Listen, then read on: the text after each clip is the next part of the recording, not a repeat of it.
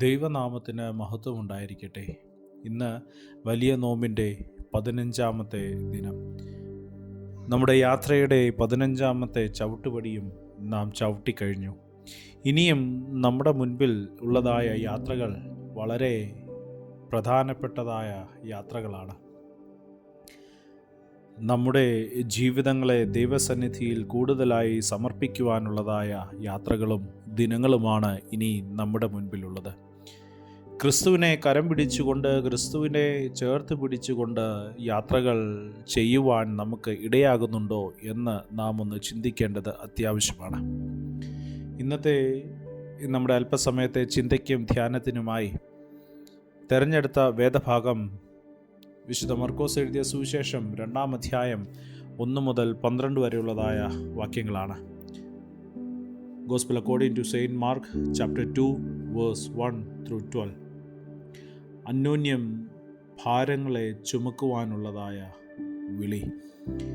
A call to shoulder each other's burden.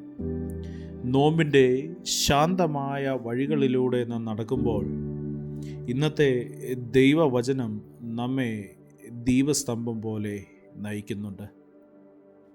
നാം ക്രിസ്തുവിൽ പരസ്പരം ഭാരങ്ങളെ ചുമക്കുന്ന സമൂഹമാണ്.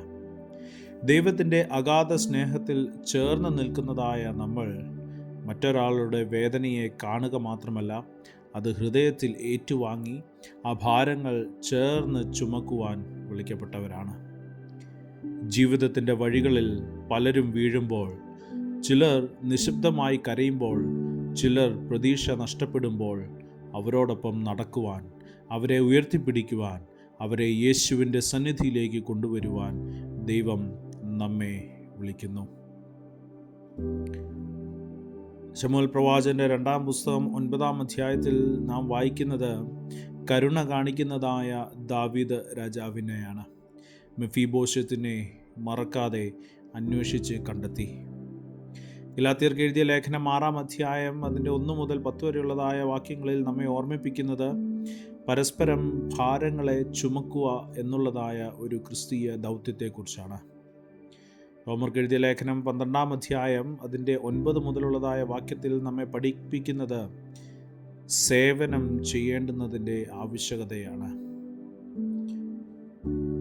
ഇന്നത്തെ വേദഭാഗത്തിൽ മർക്കോസ് എഴുതിയ സുവിശേഷം 2-ാം അധ്യായം 1 മുതൽ 12 വരെയുള്ളതായ വാക്യത്തിൽ നാം കാണുന്നത് ഒരു സമൂഹത്തെയാണ്. ഒരു മനുഷ്യൻ്റെ ജീവിതം മാറ്റിയ അതുല്യമായ സാക്ഷ്യത്തെയാണ്. 4 സുഹൃത്തുക്കളുടെ വിശ്വാസത്തെയും അവരുടെ സ്നേഹത്തെയുമാണ്. ഒന്ന്, പരിപാലിക്കുന്നതായ വിശ്വാസം നമുക്ക് കാണുവാനായിട്ട് സാധിക്കും. നിശബ്ദമായി ഇരിക്കുന്നതല്ല പരിപാലിക്കുന്ന വിശ്വാസം. മറ്റൊരാളുടെ വേദനയെ കണ്ടാൽ അത് ചലിക്കും, അത് കരയും, അത് പ്രവർത്തിക്കും.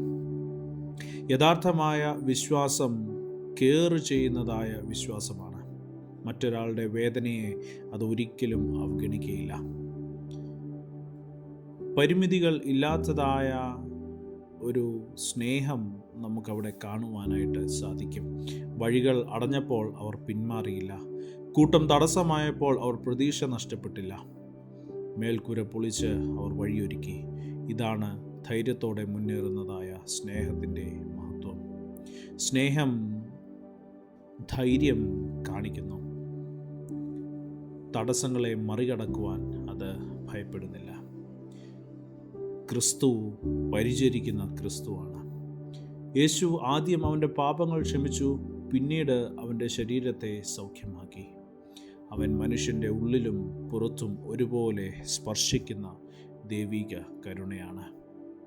ഒരു കമ്പാഷൻ നിറഞ്ഞതാണ് ക്രിസ്തു. സമ്പൂർണ്ണ രക്ഷയുടെ ഉറവിടമാണ്. 4 സുഹൃത്തുക്കളുടെ ഏക മനസ്സായ സ്നേഹപ്രവർത്തനം ഒരു മനുഷ്യൻ്റെ ജീവിതത്തെ പൂർണ്ണമായി മാറ്റിമറിച്ചു. ഒരു കമ്മിറ്റഡ് കമ്മ്യൂണിറ്റിയാണ്, പരസ്പരം സമർപ്പിതമായ സമൂഹം.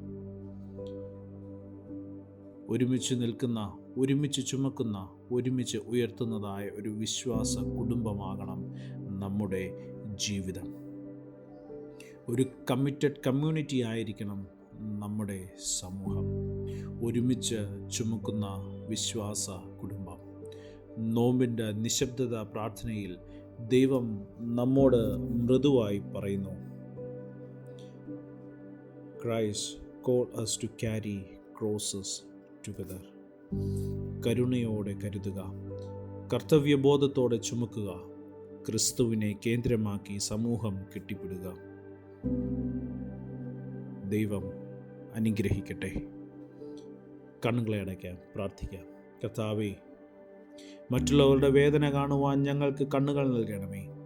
അത് ഹൃദയത്തിൽ ഏറ്റുവാങ്ങുവാൻ കരുണ നൽകണമേ. ആ ഭാരങ്ങൾ ചുമക്കുവാൻ ധൈര്യം നൽകണമേ. ഞങ്ങളുടെ ജീവിതം നിൻ്റെ സ്നേഹത്തിൻ്റെ സാക്ഷിയായി, നിൻ്റെ കരുണയുടെ പ്രതിബിംബമായി, നിൻ്റെ സമൂഹത്തിൻ്റെ അടയാളമായി മാറുവാൻ ഇടയായി തീരണമേ. യേശുവിൻ്റെ നാമത്തിൽ തന്നെ, ആമേൻ. മറ്റൊരാളുടെ ഭാരമേറ്റ് നിൽക്കുന്നിടത്താണ് ക്രിസ്തുവിൻ്റെ സ്നേഹം ഏറ്റവും തെളിഞ്ഞ് പ്രകാശിക്കുന്നത്. സ്നേഹത്തോടെ, ജോയൽ അച്ഛൻ.